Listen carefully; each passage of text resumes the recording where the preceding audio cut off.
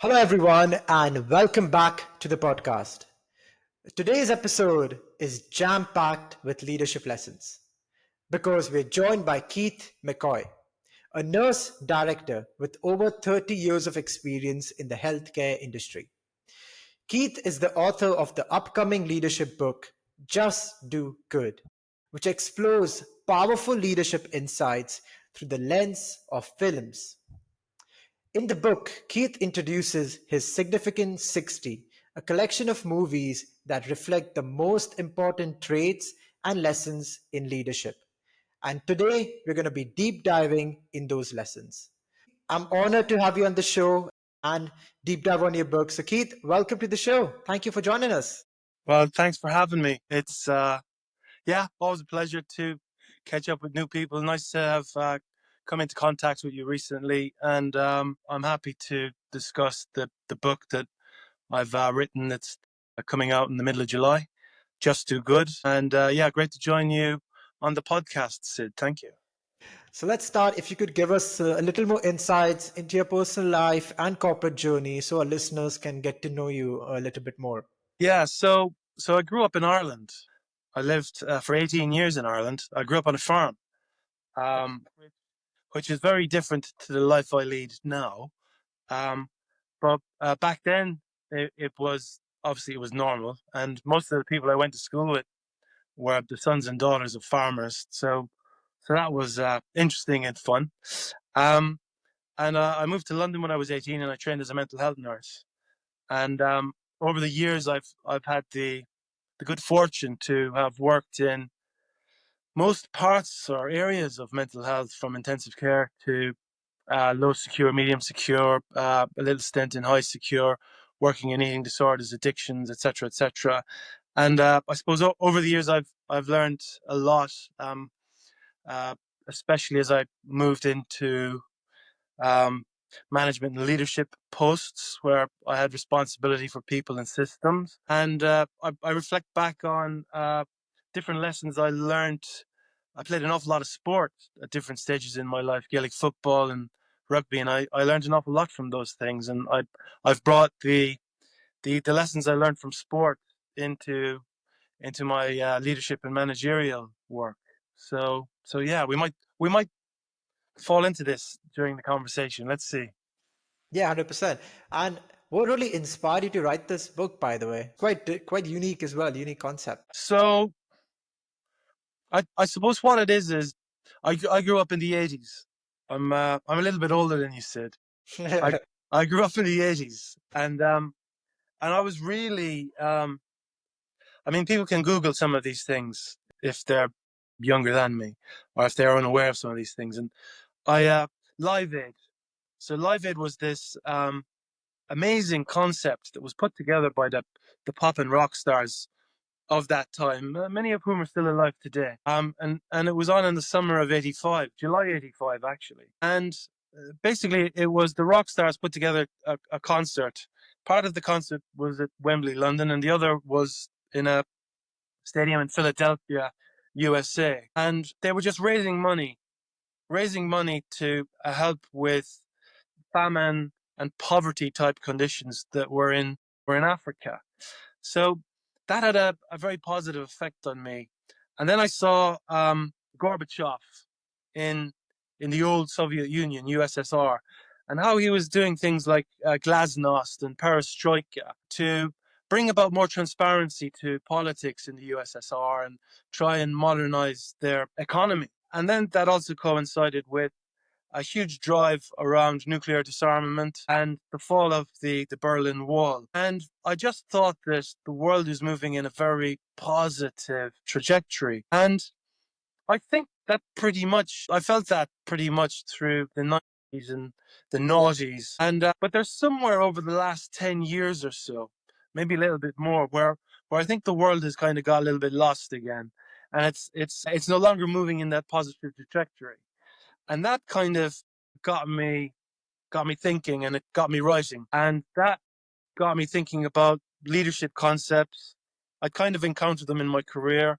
I encountered them while I was doing different academic studies, and then I just thought, I've read an awful lot about these things. I've got some ideas myself. Let's put them out there in a book. And then I just thought, well, a lot of the academics talk about a whole range of things that leadership is about. And I just thought, well, let me bring it to life in a different way, in a way that people might be able to engage with in a way that's more enjoyable than picking up and reading an academic article.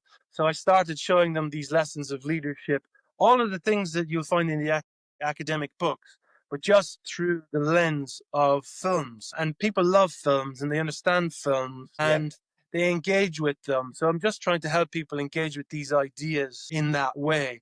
And I suppose what I'm about really is this whole concept that we all have power, but what we've got mostly got power over is how we behave. And what the book is really about is trying to show people about how they can behave better, how they can do good, and that if we're all focused on doing good and being better, that translates into us doing better in our own lives, doing better in our working lives as leaders within organizations, and then it can kind of go up to a country level in terms of how the leaders of countries can actually do a better job too. And those are the types of things that have driven me to write it.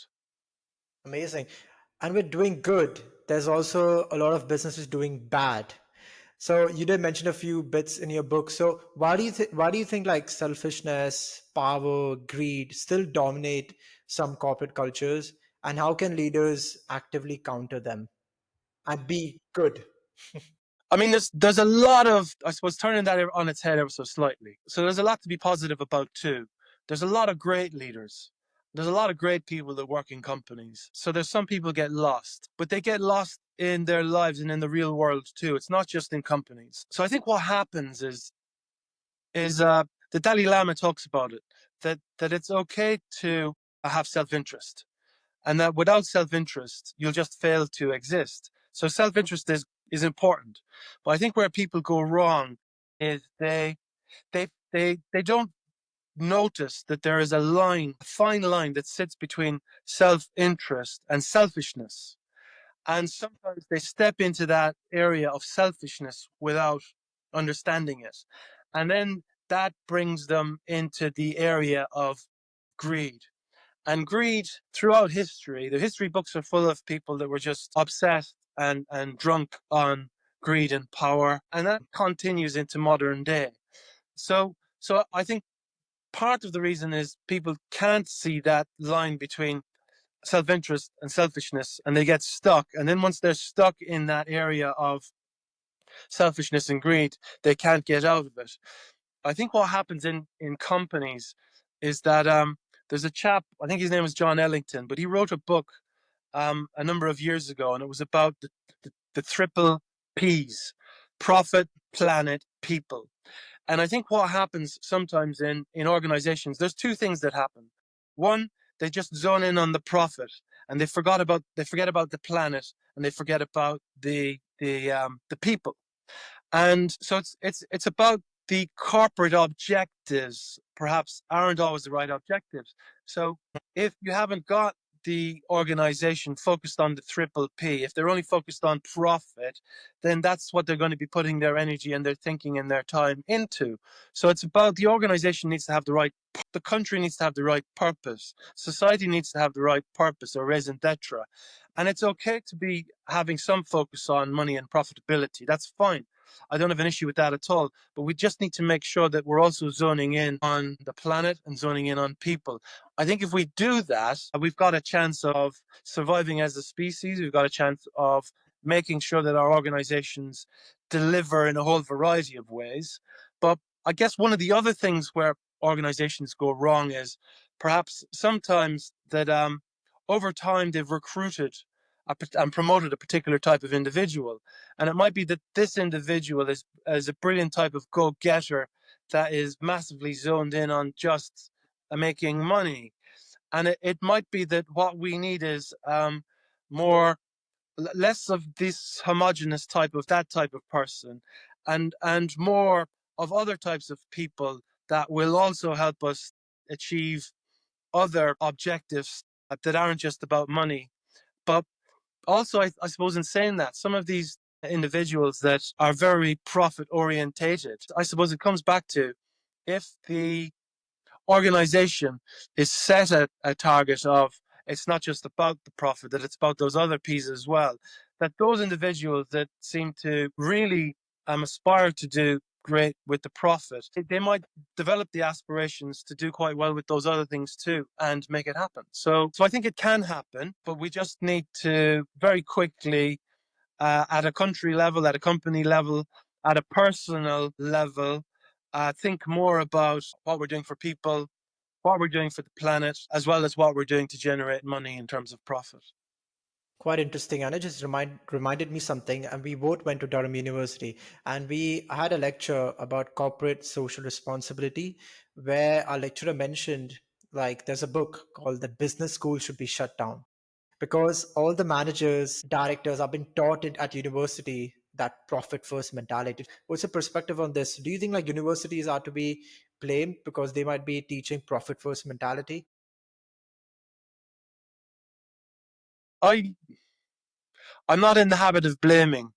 I so what I would look at it is, I would say, well, we need to diagnose what's the problem, and then kind of work out what the solution is. And if universities or if companies have been focused in the wrong way, then it's about how do we get them to repurpose, how we get them to refocus, how we get them to learn from perhaps some of the things that, it's about learning as organizations, as people, as countries, as the world evolves. We need to be learning, and I think we just need to make sure that we're using whatever we can to make sure that there's a catalyst in place, that the learning is speeded up and it's expedited as fastly as we possibly can, so that we're not kind of living too much with the errors of our past lives, and that we're kind of zoning in on how we can kind of make a difference today. Makes sense. And in order to learn, you have also come up with an interesting framework. So, could you explain what is the Rise Up framework and how can leaders apply it? So the Rise Up framework is something that I developed. Yeah, I kind of had a little bit. You mentioned Durham there for a second. yeah. I've been to City University and North Middlesex University too, but I went to Durham and I did an MBA there, and I really enjoyed it. And when I was there, that got me thinking of certain management and leadership theories. But then I had a particular job where I was hired to try and help some of the hospitals that might have needed to make some improvements and kind of work out how best to help them improve. And as part of that improvement drive, I used to meet lots of people quite regularly. And it's in the book that I used to ask them certain questions. And from those questions, I developed a framework that was called the Rise Up Framework. And when I was talking to people, I was able to work out that the problems that they were describing all fitted under 6 areas. And that if we were to put some effort into these 6 areas, that we would actually improve the organizations, make things better for the people. And through that, then you're improving your profit, you're improving stuff for your planet, you're improving stuff for your people. So Rise Up focuses in on 6 different headings: raison d'etre, independence, stimulation, expertise, unite, and process fixing.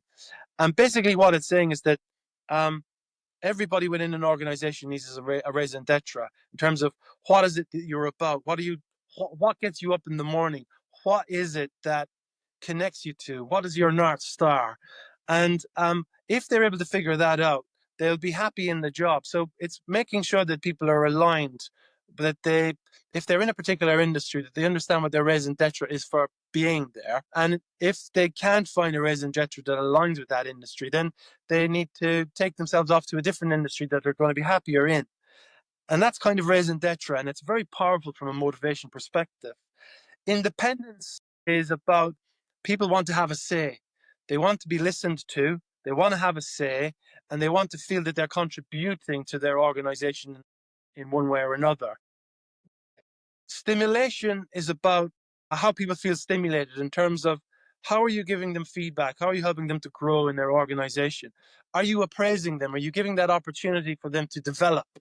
Um, and then expertise. Expertise is about everybody wants to be good at something. And it's about giving people that opportunity, working with them to work out what they're strong at, what they're good at.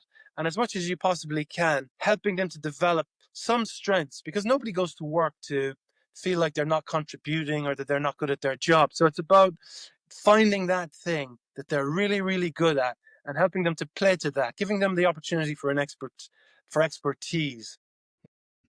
The unite component, what that's about, Sid, is it's about there's lots of things that kind of break us apart, whether it's in our organizations or in our families or whatever. And it's about understanding the types of things that stop us from uniting with others. So it's about what's getting in the way of misunderstandings. Do we understand that we kind of live or work in particular silos? Do we understand how you've got different types of personality types? So it's working out all of these things that can be blockages or obstacles for us, kind of connecting and doing well with others, and how you end up helping people to unite. And then the last thing is called process fixing. And what that's about is that within your organization, you need to have some sort of a feedback loop where you're recognizing that things aren't quite right, but you need to have some way of gathering that information and then giving the leadership that opportunity to fix some of those things. Now, it might be that some of these things aren't fixable, but if you're able to demonstrate that you're listening and that you're fixing some things and you're feeding back that some of the other things aren't fixable, but that you're acknowledging that they're not perfect situations, those things again create positivity. So, what you're trying to achieve is rise up. And that rise up within your organization gives you, it's massively motivating, and it gives you an opportunity to get the very, very best out of people, whether that's in your social club or whether it's in your company or whatever. That rise up framework, where I initially created it for organizations and companies, I think that you can also use it in your personal life. And the question you can ask yourself is, have I got a raison d'etre in my life?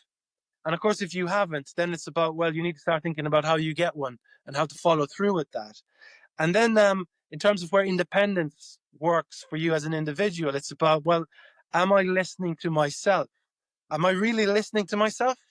And am I doing the things that I really want to do as a person? Because these are going to help you find true happiness. And in terms of the stimulate and how that works for an individual, it's about, am I being kind to myself? Am I having a supportive internal dialogue? Because, a lot of the times we're kind of talking to ourselves in our heads, and is that Yeah. dialogue supportive, or am I telling myself about the good things about me? So it gives that opportunity for people to do that. Then it's about expertise for an individual. Am I thinking about my strengths? Do I know what my strengths are? Am I developing my strengths? Am I playing to my strengths? So you can see how those things, if you're doing stuff around that in your own personal life, you as an individual, how you have that opportunity to really kind of find positivity and happiness. The unite bit is about, for you as an individual, it's how are you engaging with those around you in a positive way? Are you being kind to others? Are you playing a part in making those relationships that you're in honest and meaningful and supportive? And if you're not, well, then do something about it. And then the process fixing bit for us individually within our lives is, are there things in my life I'm not happy about? Am I identifying these? Am I trying to understand them? Am I trying to find solutions to these things that I'm not happy about in my life? And the goal here isn't actually to fix everything that's wrong in your life. It's to be compassionate with yourself. It's to listen to yourself. It's to acknowledge that there's issues, that you're going to try and find solutions. And where these solutions can't be found, and this is really, really important, Sid, where these solutions can't be found, it's about accepting that you've tried your best and accepting the situation. And I think that that's where happiness for us as individuals exists. And I think if you apply rise up to yourself as an individual, you're going to be much happier in your life. You're going to bring more happiness to those around you. But then probably as an individual, you're going to do a lot of good in your company. So that rise up framework, it's very useful for you as a person, but it's also very useful for organizations in terms of how they can analyze themselves as an organization and figure out how best to lead their organization. Wow, I love that answer, Keith. You also explain how can organizations apply it in their roles, or leaders can apply in their role, and also how we can apply as individuals. And you also mentioned about strengths and weaknesses, and you also have a concept in your book called the Grow Great Teams concept. So could Yeah. you share what does that mean, and how can we really apply our strengths and weakness to it? So I think I I spoke to you earlier. I mean, I was really lucky. I went to a school, and at the school, I just happened to be there at the same time as a range of other people, and we just combined, and we were very, very successful. I think I was on three teams that won rugby championships, and I was on two teams that won Gaelic football championships, and half of the people played on both teams. And what I learned back then, but I didn't quite appreciate it till I was working as a deputy manager when I was around 27 and 28. But what I learned back then was that you needed all of the people that were on the team. And all of the team they all had different strengths, but they all had different weaknesses. And if you were all able to understand your strengths and your weaknesses and combine them in a particular way and come up with a strategy, your competitive strategy, it gives you that opportunity to win. And we did that. And that's kind of a little bit about where the Grow Great teams starts. But for me, the greatest example, and we should be doing this in all of our organizations, is that you need people to identify their strengths. What are your strengths? And then, as much as you possibly can, you should be aligning people and giving them the opportunity to play to their strengths as much as they can, giving them the tasks that they're going to be really good at so that they can feel like winners. Now, this can be really, really. Now, it doesn't mean that you're giving people things that they don't want to do or they're not good at. It's not that, because that cannot happen for everybody in an organization. But as much as you possibly can, you're giving people that opportunity to play to their strengths and to be doing things that they're good at. Now, if you do that, what you're going to get is you're going to get serious results, because you're straight away people are going to start feel like winners. Straight away, people are going to feel like the organization understands them and it's helping them to develop and do really well. And you're just going to get result after result after result. But where Grow Great teams makes complete sense to me is this. And I can give you examples from rugby, but I'm going to give you an example from football, and that's the one I use in the book. So the current world champions for football, or in some parts of the world they call it soccer, is Argentina. Now, when they won the World Cup, they had this fabulous guy in goals, Martinez. Fabulous goalie, really good. He plays with Aston Villa at the moment. And then up front they had Messi, and obviously Messi is one of the greatest players of all time. And then there was 9 other people on the field. Now, Messi is brilliant at what he does as a winger and a striker, and Martinez is a brilliant goalie. Now, I could bet you that if you just swap those two players and you put Messi in goals and you put Martinez up front, Yeah, that Argentina would lose all their matches. 100%.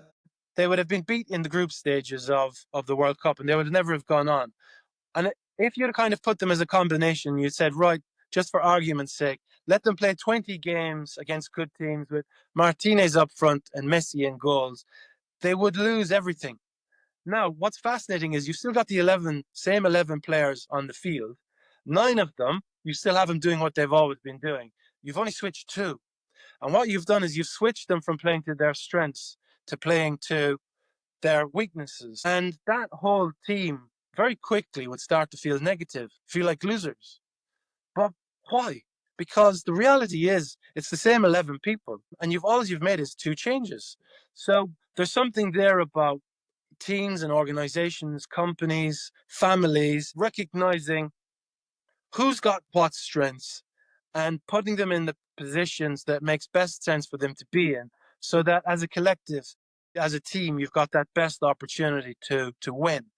And if you had your families, your communities, your companies, your countries thinking and operating in that way, we're going to achieve a whole lot more. We're going to achieve a lot of good, and we're going to increase happiness. And I mean, wouldn't that be great? Yeah, definitely. And what's the advice on how can leaders use tools to identify the strengths and weaknesses of the team members or direct reports? I mean, there's different. I think ultimately what it comes down to is it's about helping people to develop self-awareness. And there's lots of. I mean, I mentioned some tools in the book, but people can Google or use Yahoo or whatever search engine they want to use to find whatever self-awareness methodology that they want to use, whether that's 360 feedback or there's different personality type tools. I'm not going to promote any particular Yeah. one today, but that's the route. That's the route into it. Yeah, makes sense. Amazing. Thank you, Keith. And now I can't wait to deep dive into our significant 60. Yeah, We have just chosen like 2 to 3 movies here to deep dive on this episode. But if our listeners want to know more about the significant 60, I'll link the Amazon link in the show notes. So you can buy the book. So, first key theme that you talk about is authenticity. Is a thread that runs through several of the films you explore. So, what do you think makes it such a core trait of meaningful leadership? And you mentioned movies like The Truman Show, Legally Blonde, and Grease. yeah. So when I was writing the book, I wasn't going to use a definition of leadership at all because I just thought leave people be. They've got their own concepts and ideas around leadership, and I just thought, well, let them define it for themselves. But then I thought, well, I should put a couple in. So I put in one, and it was from a professor that was based at Harvard. He passed away a couple of years ago. Professor called Edgar Schein, and his definition was that when we are influential in shaping the behavior and values of others, we think of that as leadership. And I liked that definition. And then I found another one, which was from McKinsey's, which is a management consulting company, a very large one. And their definition is that leadership is a set of mindsets and behaviors that aligns people in a collective direction, enables them to work together and accomplish shared goals, and helps them adjust to changing environments. So I like both of those. And when I was obviously reading loads of different books, some of which I mention in my own book, um, there was lots of different concepts around what are the building blocks for leadership. There was lots, and I started out and I looked at 160 movies, 150, and then I got it down to 60, and some of those movies aligned with the the different building blocks of leadership that lots of the academics have kind of spoken about, such as self-awareness, such as integrity, and another one of them is authenticity. And I think the movies that I kind of talk about to give examples of authenticity are The Truman Show, Erin Brockovich, Legally Blonde, Some Like It Hot, and Grease. Grease, yeah. And there's great examples in there of how some of these characters show their authenticity. But I think that why authenticity is so important in terms of leadership is that when you're in a relationship, whether it's a personal relationship or a professional relationship within an organization, trust is very important. Now, if you can't trust those around you, it makes it really, really difficult for you to lead others, but it also makes them very, very difficult for them to follow anybody because they just say, I can't trust these individuals. And one of the key ways of helping people to develop and build trust is through authenticity. So, a lot of the time, people have a good radar and a good visceral instincts about what different people are like. And if they don't think they can trust you, you cannot develop as a team. There cannot be leadership. And therefore, if there cannot be leadership, you cannot achieve the goals that are, as I kind of explained, set out by Shiner or McKenzie. So that's why authenticity is so vital, because if you're not turning up as an authentic leader, if you're not a straight person, if they don't kind of see that you are honest and of integrity and are authentic, they're not gonna trust you. They're not gonna feel safe around you, and therefore it's much harder for that team ethic. It's much harder for anybody to achieve the collective goals. And in my opinion, I think if there isn't any authenticity, if you're thinking about things like productivity, etc., you're going to be way down. You're not going to be achieving at all. So I think authenticity is hugely important. It's important in organizations. It's important in companies. It's important for us in terms of the leaders of our countries. It's important for leadership within communities and leadership within families. It's huge. Each of these films show authenticity tested in different ways. So, for example, in the Truman Show, Truman is trying to escape the fake world. In Legally Blonde, Elle stays true to herself despite the judgment. In Grease, Sandy changes to the gangster outfit to fit in. What does their journey teach us about leadership and being true to yourself? I think what the Truman Show shows us, and there was Jim Carrey played the lead character there. I Yeah. think what that shows us is about it's about trusting your instincts, because he started to recognize that things weren't quite right, and he started to recognize that everybody around him, apart from one person, which was a character played by the actress Natasha McElhonney, that everybody was faking faults. But he was very, very brave. That he kind of started to set little traps to catch people out, so that he could kind of accurately deduce that actually he's correct, that he's just stuck in some fake, fake place. But what was brave was then he knew he needed to get out of it, and they knew what his fears were, and they targeted his fears to stop him from leaving. But he was unbelievably brave, and he stuck to his guns, and he made it happen. So I think for the Truman Show, it's about that bravery and gut instinct.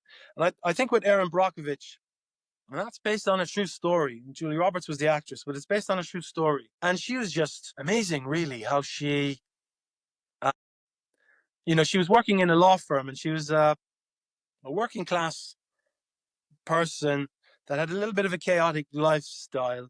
And she was just trying to, you talk about raison d'etre, she was trying to make a better life for her kids. And she was doing her best there. And then she kind of came across that case where the water company were doing a dreadful thing. They had ended up poisoning, a whole community, and then denied it and tried to cover it up. And again, there was something about I suppose the Julia Roberts, Erin Brockovich there, about the authenticity in terms of when she was in that professional legal firm, just turning up and being herself. And even though she was at a disadvantage by not complying with how the rest of them were in there in terms of trying to be, a form of pretentious professionalism, it was she was herself, but that fact that she was herself meant that when she was going around meeting all of the victims of the water company, they believed in her. They didn't believe in the other people that were in the company. They didn't believe in the lawyers. They believed in her. So they were able to connect with her as a person. And that was because they were able to see right through her and see that she was flawed, but that she was real and she was authentic and she could trust them. Um, and with Greece, it's a little bit more playful. I think what was playful there was about how both the John Travolta character and the what's her name? She passed away a couple of years ago. That plays Sandy. It'll come to me in a second. Anyway, the Danny and the Sandy characters, how they were both keen to be inauthentic and be somebody different, so that they'd be liked by the other. But even though they were kind of being artificial versions of each other to be liked by the other person, they didn't really need to, because actually what they were actually connecting to was not so they were sacrificing their identity to be liked by the other person without fully realizing that actually the other person liked them not for the pretend characterizations, but for who they genuinely were as people. And we saw that though from both characters in there, so that was interesting as well. Yeah. And And according to you, what, in your experience, Leslie, what prevents leaders from being authentic? If it's such a core trait in leaders, there are still leaders that show being fake on social media or whatever. So what prevents them from being authentic? There's different things. I think you've got some leaders who fundamentally, at their heart, they're not good people. So they they they can't be authentic. So what they really need to do is they need to revisit values and become better people. They know that they cannot be authentic because if they're authentic, then everyone's going to see them as the bad eggs that they actually are. So they have to keep up a pretense of niceness, shall we say. But in terms of what stops the genuinely good, decent people from turning up and being authentic in their organizations or within their leadership positions is, I guess it's fear. It's fear that they're within a culture or an organization um, that, that they cannot be themselves in. And I suppose we can kind of go back through history and that there's lots of people in history throughout a whole range of societies where it was very risky for them, even though they were genuinely good people, to be their authentic selves. And they may find themselves cast aside, they may have found themselves in prison, etc., etc. Well, that can be things in the past where in some countries it was, and it might be illegal today for some people to be gay. You had the McCarthyism that was a big issue in the USA, where a whole range of people were rounded up, Mhm. and for views that they didn't actually possess. So, so I think that there's a lot of fear, but I think in modern day, again, it's fear that within your organization that if you're authentic and you're not kind of fitting in, I think sometimes um, organizations are very homogenous, especially in the upper echelons. And if you do not kind of act and behave in that homogenous way, then you might not get the promotions or you might not. And the reality is, and it goes back to, when we were talking about the teams concept earlier, and when I was growing up and I was playing for all of these brilliant teams, what made us brilliant was all of us had different strengths, and it was about how we aligned those. And if I use the Argentina example, you would never play a football game with 11 goalies or 11 strikers because you would lose. But sometimes within organizations, the organizations kind of stick strictly to, oh, this is what a good leader looks like. It's only those types of people that behave in a very homogenized type of way get the opportunities. And so therefore, I guess some people have this fear that if they're their authentic self and their differences come out, that those differences may be held against them and they won't get the opportunities that they deserve. And I think sometimes what that comes down to as well is you think, well, why do the most senior people keep kind of hiring homogenous types of leaders? And I think what it boils down to is sometimes it's not that they're deliberately trying to be mean or bad or negative. I think what it's down to is that because through their eyes they feel very comfortable with a particular style of person or a particular type of person, and that person might be very similar to them. So they just think, "Oh my God, this person is really good," or they're very interesting," or "I like their views," or blah blah blah blah blah. And it's because they feel very very comfortable with them, and it might be that that comfort is important to them because they themselves might feel, well, how are we going to achieve the organizational goals? We need to Yeah, appoint the best people. And for them, the best people are the people that they feel most comfortable with. So, so you've got an awful lot of that that goes on. I think the way around it is, again, it's not about doing this blame thing. It's about helping people to understand what might be happening. In the book, I call it mind the gap. I call it mind the gap, and that's another concept of mine. But I think there's, it's not about blaming people. It's about helping people to understand that this goes on, that sometimes it goes on with us, people understanding that it goes on. And we just need to encourage people to pick, a full team. Don't just pick the people that are the same as you. Pick people that are different to you. makes sense. And what would be like a practical example on like how does authenticity really look like in the workplace? I think it looks like people turning up and being able to be themselves. Um, uh, it's about being open and transparent and genuine, and it's not about feeling that you have to pretend to be somebody else. But for some people, it's very hard to be authentic. And for some people, they've got good reason not to be. Their lived experience might be that they've missed out because the type of person that they are in terms of their transparency or their values aren't respected. But I think it's how you will see a really authentic organization, or how you judge it from the outside, is that you'll see lots of different types of people in there, and at all of the different levels, and that they're all comfortable in their own skin, and they're all comfortable being themselves in that space, and that they don't have to pretend to be something that they're not. Oh, I love that. Makes sense. And you also mentioned a lot about Erin Brockovich in the book, and you consider her, you have ranked her in your top 10 leaders. So, what really stands out to you most in Erin's leadership? I think what Erin really impressed me with was it was about what she achieved. So she wasn't wanted in that legal firm, but she built a relationship and they started to value her for who she actually was and the fact that she wasn't a conformist.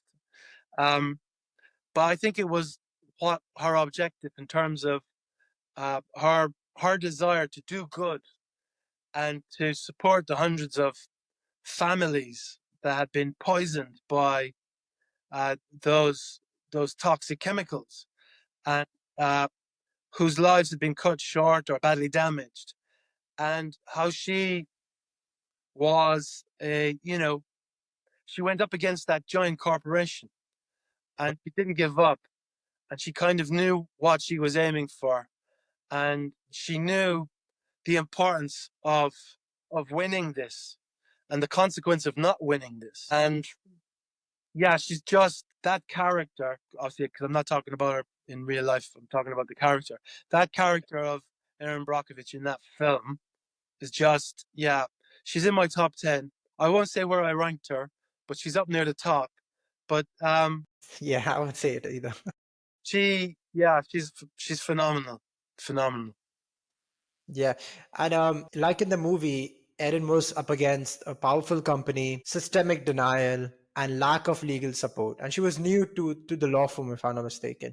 And what keeps someone like this, like that, going? And what role does personal reason debtor play in perseverance? I think raison d'etre for her was huge in terms of, I think her raison d'etre initially starting out was just to make a living for her kids. But Yeah. I think then when she saw what was happening to all of those families, her raison d'etre was connected to doing good for them and helping them. And I think that what she had was her integrity was huge. She had huge integrity and she had huge passion. So she had these brilliant leadership traits of passion, raison d'etre, integrity, and a never give up type of spirit. And I mean, could you imagine if you had, you know, if you had an Erin Brockovich type character in, I don't know, in the top positions of every company in the world, or in the top positions of every country in the world? It'd be like, whoa, it'd be serious. It'd be serious. We'd have one hell of a much better world, that's for sure. Yeah, 100%. And one of Aaron's biggest strength was her ability to connect with people, like you mentioned, of being authentic. And also, do you think like empathy plays a role as well? So, how does empathy become a leadership advantage in situations like this? I think empathy and emotional intelligence and compassion, those types of qualities are great because people see that you are interested in them and that you actually care. I think compassionate leadership is interesting in that it's about listening to what people are saying, understanding their situations, and then trying to help them find solutions. It's not about actually finding the solutions, just trying. I think that if you're, if you've got that ability from emotional intelligence perspective or empathy, you're able to build that connection. And if you're able to build that connection, it comes back to that whole concept of there's more likely to be trust, and there's more likely to be that whole relationship between leadership followership. It's very hard to have genuine leadership. A genuine leadership, in my opinion, is when there's followership.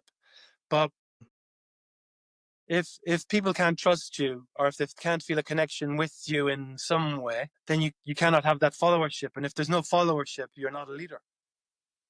Simple Makes as that. sense. If you haven't got followership, if you cannot create followership, you are not a leader. You're just a leader in name only.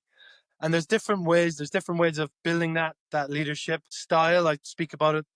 There's a model in there called the real leadership model. But for any individual, that whole empathy point that you've made there, I think is a connecting factor. Yes. Another interesting thing I'm going to ask you is about the growth of AI. And you Yeah. mentioned two movies on that. I think Terminator and Save Private Ryan. Saving Private Ryan. Private Ryan. So Saving Private Ryan is in there as one of the movies, but I don't use that one for AI. But I'll explain where it connects in. Yeah, So Saving Private Ryan is there's three movies that I kind of say are my three on the podium that I think that there's very, very serious and brilliant lessons to be learned from. One of them is Erin Brockovich, one of them is The Godfather, and one of them is Saving Private Ryan. But when I talk about AI, I talk about there's films like Alien and there's films like The Terminator. Terminator. Yeah. But where they connect with Saving Private Ryan is that Saving Private Ryan, that film, it's about D-Day, and the Americans need to land in France as part of the Allied forces to defeat the Nazis. And in real life, the general that oversaw D-Day was Eisenhower, and General Eisenhower, and he went on to be a president of the United States. He was a two-time president of the United States, and I'm going to come back to him in a second. So I think AI, there's a great opportunity for AI to do lots of great things. I can see lots of positive advances in terms of how we can use it in healthcare and in a range of other ways. But AI could cause us a lot of problems too. And one of the places that it worries me is if you go back to Eisenhower, when he left office in January 1961, just like every president that leaves office, they do a live leaving office talk. And in his talk, one of the things he talks about is something that worries him. He said that before World War II, that there wasn't an armament industry in America, but for them to keep America safe in terms of fighting with Japan and then the Nazis, they had to put a lot of focus into building arms. And his big concern was that when he was leaving office in 1960, on January 61, and he put it in his speech, was that he was worried about the power and the might of what he described as the military industrial complex. And his fear was that it had become really, really powerful and that it had now was a huge component of the national GDP. It might have been at that time creating more of the GDP than any of the other industries. Had representatives and advocates for it in every community, and that there was millions and millions of people that were employed and relying on it. So I suppose I worry about that he was saying that about the power of the military industrial complex, or in the modern day, we call it the defense industry. And when I combine that with, I can't remember his name now, the professor of AI, who Godfather. the godfather of AI, he kind of resigned from his post because he wanted to warn us about how powerful AI could be. And I suppose when I combine what Eisenhower was saying in 1961, and I think about the world today and the power and the might of the defense industry, and I think about what that godfather of AI was saying in terms of the people that are committing the most amount of time and money to the development of AI is the military industrial complex or the defense industries, that kind of worries me, that it's a very negative way to be thinking about AI and adapting it. And it makes me think about the lessons that James Cameron and all of those were trying to teach us through Terminator. And it's kind of like you kind of think, oh my God, that movie was kind of saying, look, this could be the future. And I suppose one of the things I worry about is, again, Eisenhower. This is a general. This is a general of a victorious global army that's warning us in 1961 about the power of the military industrial complex. And it's like, where are we today in 2025? And how is that industry influencing the world? And how is it using AI? And what could happen next? I don't know. I don't know. Quite a fascinating perspective, Keith. And final question before we wrap up. So, if our listeners remember just one idea from today's conversation about leadership, impact, or doing good, what would you want that to be? So I suppose what I want people to zone in on is that individually, um, there's 7 billion people in the world, and we're all one of those.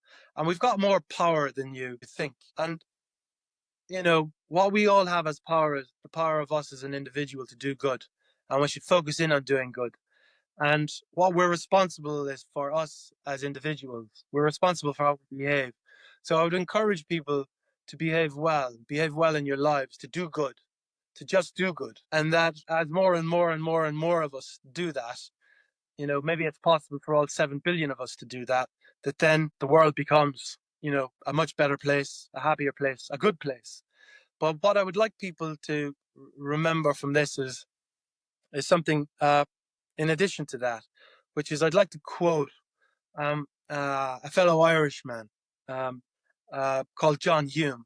Now, he passed away a little while ago. I think he passed away in 2020.